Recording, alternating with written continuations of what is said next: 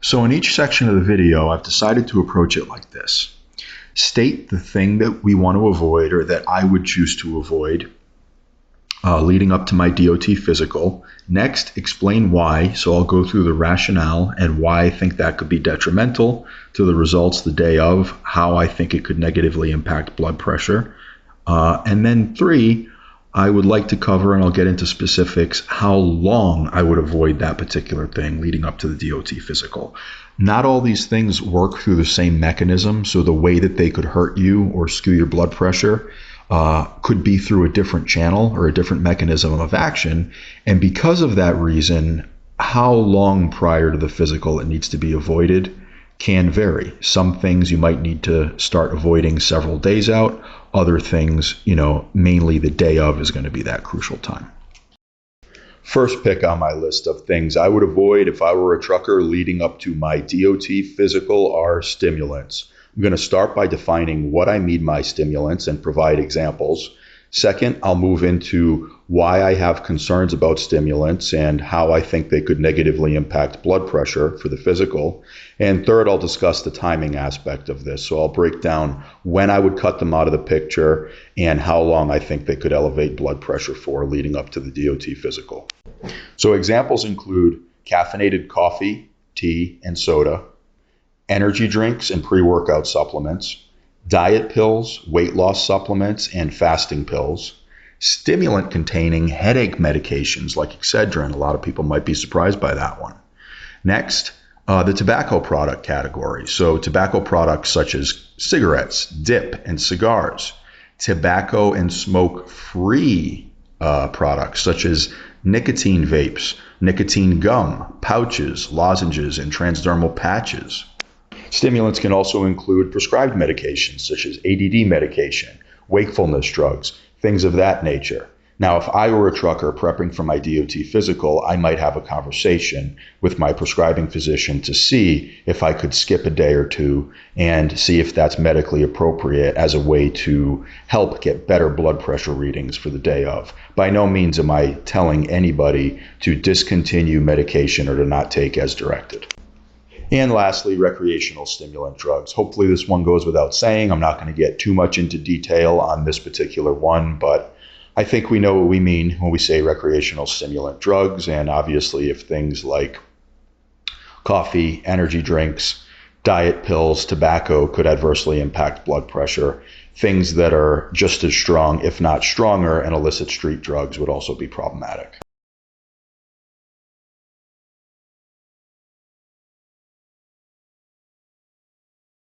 In the human nervous system, we have something called the fight or flight response. Fight or flight developed earlier in our human evolution as a way to increase the odds of survival or of success if we needed to fight off a threat or escape a dangerous situation. Fight or flight increases the feeling of alertness and awareness, scanning for threats, that feeling of being vigilant and on edge. Fight or flight also leads to temporary increases in things like muscular strength, muscular endurance. But along with these changes also come an increase in blood pressure. And it's for this reason that it's not suitable or conducive to our intents and purposes here, where we're going into a DOT physical, into a doctor's office, and want to have a nice, healthy blood pressure reading. Now, the relevance to stimulants is that stimulants are a way to sort of artificially induce this fight or flight response. What I mean by that is even in the absence of an external threat, so there may actually be no saber-toothed tiger or nobody trying to rob you or hurt you, things of that nature, no fire or emergency. But, in a caffeine capsule, in a cup of coffee, in tobacco or really any stimulant, it's leading to that chemical reaction, that physiological cascade in your body where it is stimulating the fight or flight response, but not through something in your external environment. The short answer of how stimulants can be so hard on blood pressure through stimulating the fight or flight response is they increase hormones such as cortisol, epinephrine, and norepinephrine. These cause something called vasoconstriction, and that is the constriction or the temporary narrowing of blood vessels in the body. And if you think about a hose or anything that fluids are flowing through, if you narrowed the circumference and or the diameter of the hose or the pathway that fluid is flowing through, pressure would increase. It's similar in the cardiovascular system in the body. This is what happens when you ingest enough stimulants. It stimulates fight or flight. You get consequent release of cortisol, epinephrine, norepinephrine, and accompanying vasoconstriction, and this can make your blood pressure be higher. That is a very simplified version of it. I'm not saying that there's not more to it, but for my audience, I'm just trying to give you guys a short, easy to understand version. Okay, so a couple of quick important points on caffeine and then on nicotine, two of the most popular and widely consumed psychoactive stimulants. So here's the deal. The reason that I have a picture of the chemical structure of caffeine up here with the word caffeine, and it doesn't say coffee or show a coffee bean, is because I want to illustrate an important point about the various different sources of caffeine. So if I'm prepping for my DOT physical, I'm going to be conscious of my caffeine intake leading up to it, regardless of the source of where it comes from, and regardless of whether or not that particular beverage or supplement is otherwise healthy. It doesn't matter if it's a organic, ethically sourced, fair trade tea. I don't care. At the end of the day, what we're concerned about, or what I'm concerned about leading up to the DOT physical, is my caffeine intake. Caffeine is a central nervous system stimulant and is going to lead to that fight or flight response and consequent elevations of blood pressure, regardless of where it comes from, guys. So this doesn't matter if it's the coffee bean, if it's tea leaves, if it's the cola nut, if it's a supplement, a caffeine pill, Excedrin, does not matter. Keep in mind that coffee is just the most popular and widely consumed.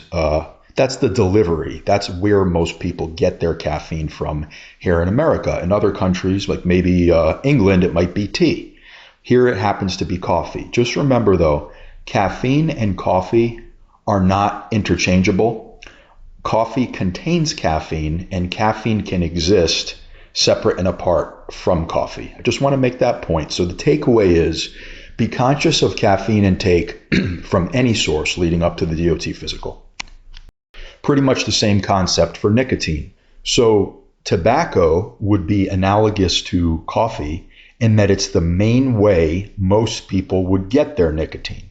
It's the delivery, if you will. It's the plant that it comes from. Nicotine can be separated out and isolated from tobacco. Popular examples, easy to understand examples, would be, your stop smoking aids. They don't contain the tobacco anymore. And they don't have some of the same, cancer risk, because there's no smoke, there's no combustion, there's no inhalation of anything harmful, and there's not all the other toxins and chemicals that you would normally find in conventionally farmed tobacco and the additives and everything that they would roll into a cigarette. But what I want you to understand is, although when you consume nicotine in those forms, you do avoid a lot of the health problems and risks that you get when you consume tobacco by smoking it, there are some effects that nicotine is directly responsible for, separate and apart from tobacco. And the one of concern here that I would be concerned about if I were prepping for my DOT physical would be the impacts on blood pressure. So I want to make it clear that nicotine directly, separate and apart from the tobacco plant, can be very hard on blood pressure. So if, maybe you guys are trying to do a good thing, you've stopped smoking, you're doing the gum, a patch, a lozenge, it doesn't really matter. I just want you to understand that although that's a great step to eventually stop smoking, entirely and also get off of the aid, it still can be hard on blood pressure. So you may want to talk to your doctor or have a conversation with yourself about, cutting it off the day before and the day of. So now that we covered what we mean by stimulants and how they can negatively impact blood pressure, I'm going to go over how far out I would cut them out of the picture. We're going to get into the timing aspect of this. So in short, I would say day before and the day of are most crucial in my opinion. If I were prepping for my DOT physical, I would leave stimulants alone the day before and the day of. The day of is going to be the most important, And why the day before could also be important is that stimulants are likely to interfere with sleep. We want to make sure that we get a really good night's sleep. That's what I'd be looking to do. I'd want to get a good night's sleep the day before. And stimulants can certainly be counterproductive to that, particularly if they're taken in the second half of the day. There are other variables such as how long the half-life is of the particular stimulant and how long it takes to clear your body, but I would be protective of sleep the day before. Next on my list of things I'd avoid if I were a trucker prepping for my DOT physical is alcohol. Now, this may come as a surprise to some people because they may think of alcohol as sedating and relaxing in terms of the effects that it has. And they may even think that it could help lower blood pressure leading up to a physical. So we're going to discuss what the reality is when it comes to that. Alcohol is an interesting one because it can, in fact, have some of those relaxing and even blood pressure lowering effects while it's active in your system and initially.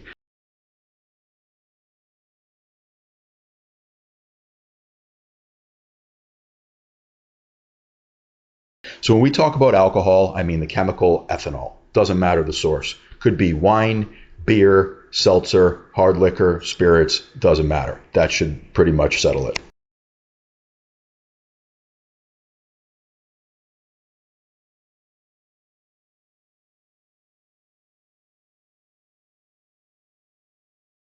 So you may be wondering how alcohol has the potential to do this, since it doesn't seem like an overt stimulant. It doesn't seem like it has stimulating properties. A lot of people may associate alcohol with sedation, relaxation, the lowering of inhibitions, things like that. Well, it's attributable to something called the biphasic effect of alcohol, which basically means that initially it can cause a temporary decrease in blood pressure. However, this is followed up by a later increase in blood pressure to compensate. It's sort of a rebound effect. And unfortunately, particularly after a heavy binge, the blood pressure may not just go back up to baseline after it's lowered. It may go above and beyond that and actually be higher than usual, which is something I really wouldn't want going into a DOT physical. Now, as far as how it has the potential to do this, I'm not going to get too into detail, but it has to do with fluid disruption in the body and also the activation of something we touched upon earlier in the video, which is the sympathetic nervous system or the fight or flight response. So hopefully some of this stuff looks familiar to you guys. You might notice a pattern. So from the first section, when we talked about blood pressure elevations from traditional stimulants, we got into the fight or flight response, stress hormones, vasoconstriction, stuff like that. And you see a recurrent theme here. There's a pattern. It's happening again, but it's caused by a different culprit, this time alcohol as opposed to stimulants. So alcohol also has the potential to temporarily elevate blood pressure by stimulating that fight or flight response. So after the relaxation wears off, you're going to get the activation of that sympathetic nervous system, that fight or flight drive, and that can cause vasoconstriction or the temporary narrowing of those blood vessels.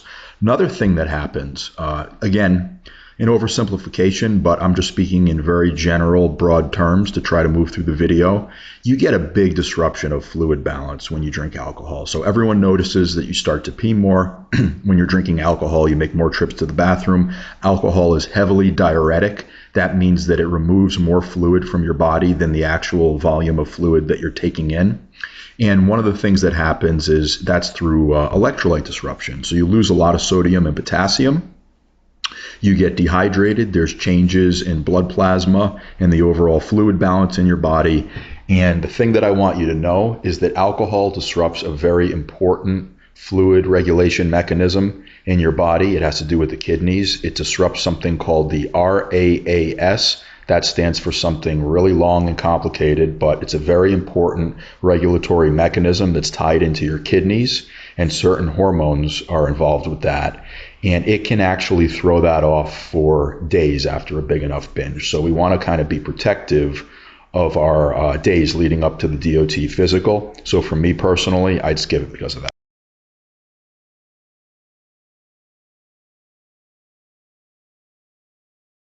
So I personally would abstain from alcohol for a minimum of 2 days prior to a DOT physical, I would be concerned about a lingering effect on the RAAS and some of the other things that it disrupts for even longer than that. So, I think ideally 3 or 4 days, but 2 days is what I would be, the most protective of. So why this is relevant and where I can see somebody unintentionally sabotaging themselves is the following situation. I absolutely could see somebody, particularly if they had, a few days off or a couple of days off leading up to the physical. Maybe you want to go out to a restaurant. Maybe you're just at home and, you want to relax and put back a six-pack, or maybe they're having some sort of special at a Texas Roadhouse for drinks, and maybe you get hammered. I don't know. And then you go into your physical thinking that you wanted to treat yourself or you wanted to relax a day or two before. Not a good idea, in my opinion. Not something that I would do. Third pick on my list of things to avoid leading up to the DOT physical is going to be high sodium meals. So this is by no means an exhaustive list of high sodium meals, but it's a great place to get started and give you guys a general idea of the types of foods, cuisine, and meals that are high in sodium. So let's start with Chinese food. That's a big one. Fast food such as burgers, fries, and nuggets, that's stuff that you get from the drive-thru. A lot of people might be surprised to see Italian and Mexican cuisine on this list. They also might be surprised to see pizza. People are surprised that actually bread in general, even if it's not pizza, is shockingly high in sodium. Moving right along to stuff that you might keep in the home. So deli meats, canned soups, and instant noodles are all particularly high in sodium. Frozen meals, guys, this is another one. The TV dinners, the Hungry Man meals of the world, stuff like that is going to be high in sodium. And then stuff that's, meant to last a long time by, one of the ways that they make stuff like beef jerky or cured meats last a long time is they evaporate all the water out of it, but they're also heavily salting the food, and that allows it to stay longer as well. So those are high sodium foods that that I would be concerned about leading up to my DOT physical, and I would choose to limit. Moving along into stuff that complements food or complements meals that you would use to enhance the flavor. Condiments such as soy sauce, salad dressings, ketchup, stuff like that is also going to be high sodium. So I hope this is a good place to start for you and gives you a general idea of what to look out for. I personally would be reading labels leading up to the DOT physical. And if I wanted to keep it really simple, I would say, there seems to be a pattern here.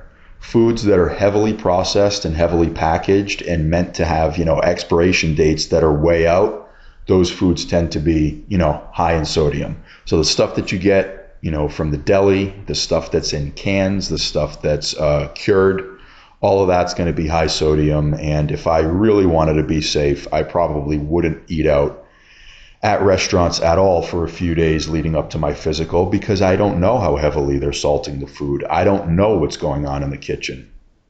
I actually used to work in a kitchen, and I can tell you part of why food tastes so good at restaurants: a lot of butter and a lot of salt.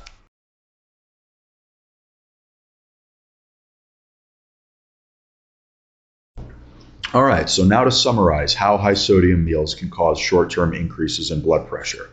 I do want to make a note that by no means am I saying that high sodium meals, if ingested chronically, meaning over and over again, and you just eat that way and that's your diet, of course that can cause chronic hypertension or longer term increases in blood pressure.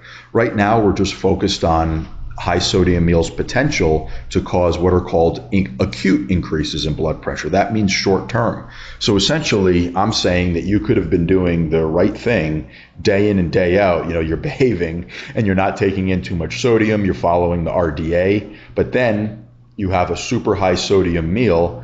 Research shows that changes in blood pressure can happen as soon as 30 minutes after the ingestion of that kind of meal. So you definitely can have some short-term fluctuations, and that's just what we're focused on here and right now. So the best way to summarize, high sodium meals can cause a short-term increase in blood pressure because the body retains more water to dilute the excess sodium. So it's a compensation effect, leading to a larger blood volume and increased blood pressure on blood vessel walls.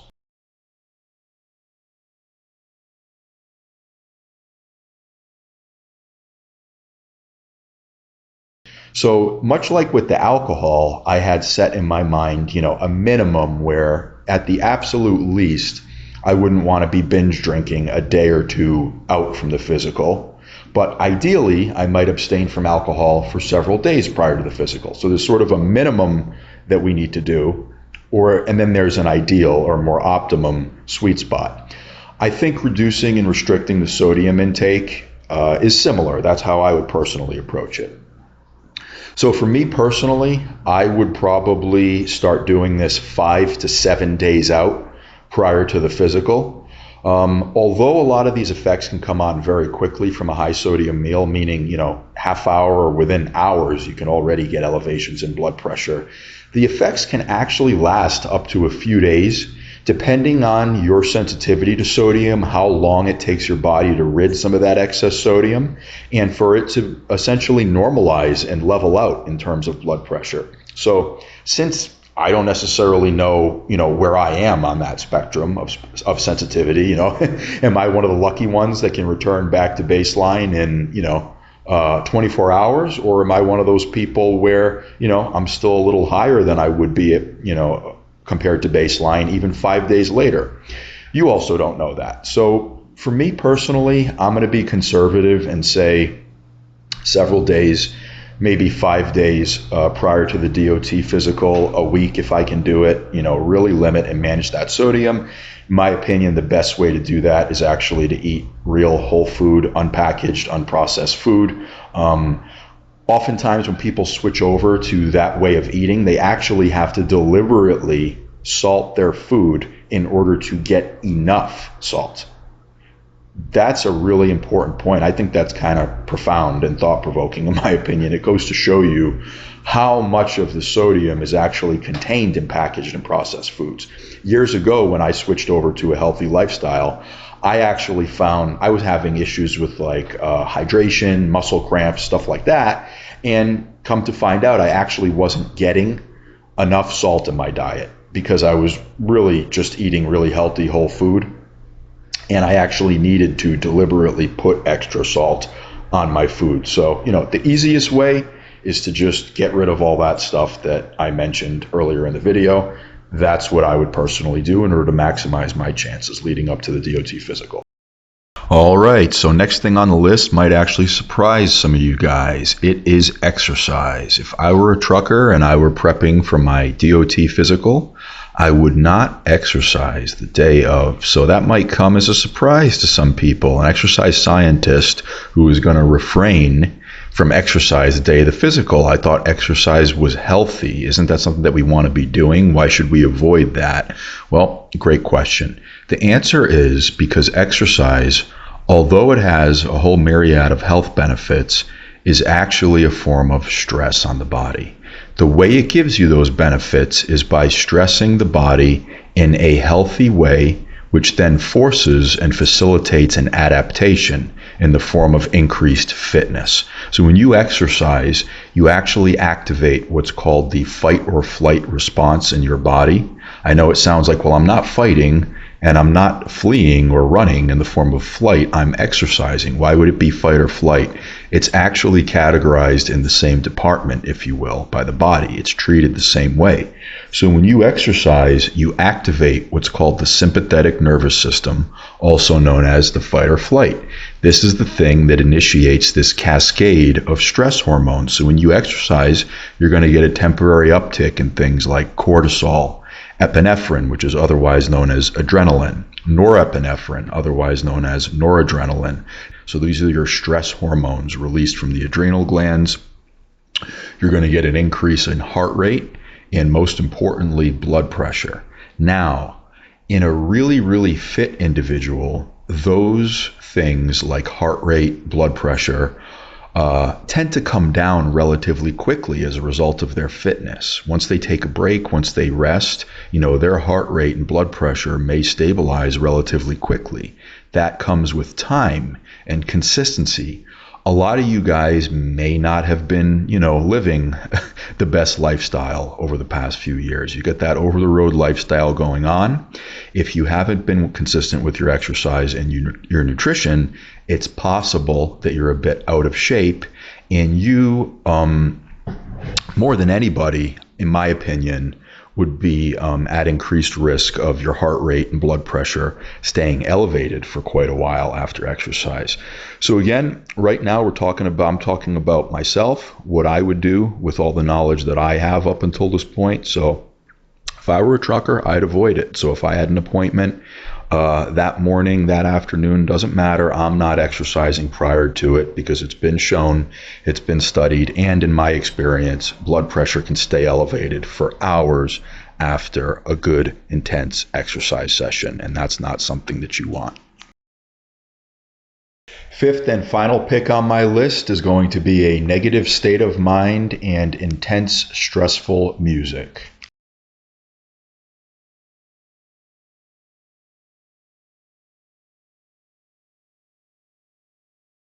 So what I mean is stressing or, dwelling on things like personal relationships, problems that you may be having with an employer, thinking angry thoughts, just kind of being in a dark, angry place. Maybe some people are joking. They're thinking to themselves, hey, that's where I'm at most of the time. That's where my head is at most of the time. Well, if that's the case, maybe we need to work on that. And, we've all been there. But leading up to a physical where you want to have a nice, healthy blood pressure reading is really a bad time to be in that kind of frame of mind. And you'll see in the next section, I'll explain why in just a bit. But right now, I'm trying to define what I mean by this.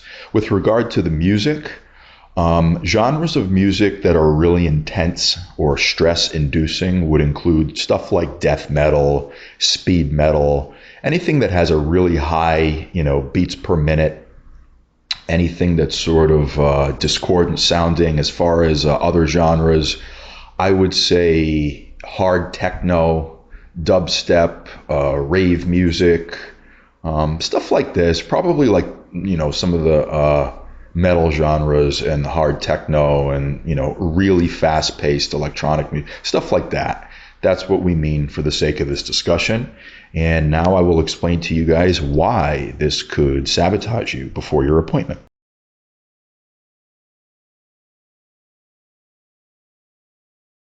So the short of how a negative state of mind and music like this could be bad for blood pressure the day of is that it triggers that fight or flight response. Just like we covered in previous sections, we talked about things like stimulants, we talked about exercise also triggering the fight or flight response.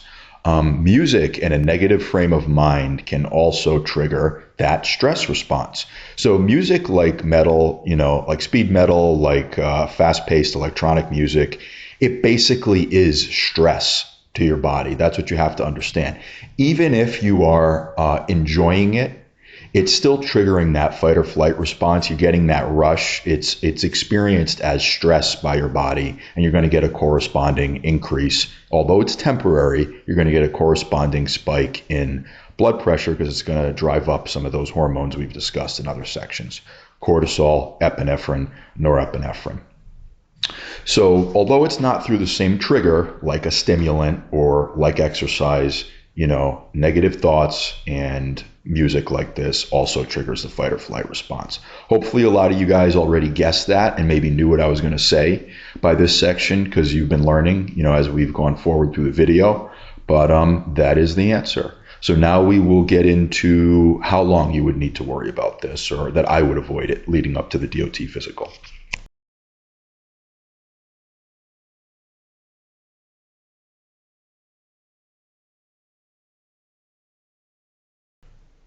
So this one's pretty much just the day of, guys. There's not really a mechanism for this to be detrimental or risky, a week out. You've probably seen in each section of the video, the length of time or the duration of time I'd be avoiding a particular thing is different because it has a different mechanism of action of how it could interfere with or negatively impact blood pressure.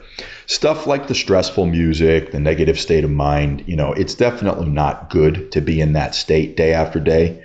But this is something that can wear off relatively quickly once you calm down or once you were to shut the music off or listen to something a little bit more peaceful.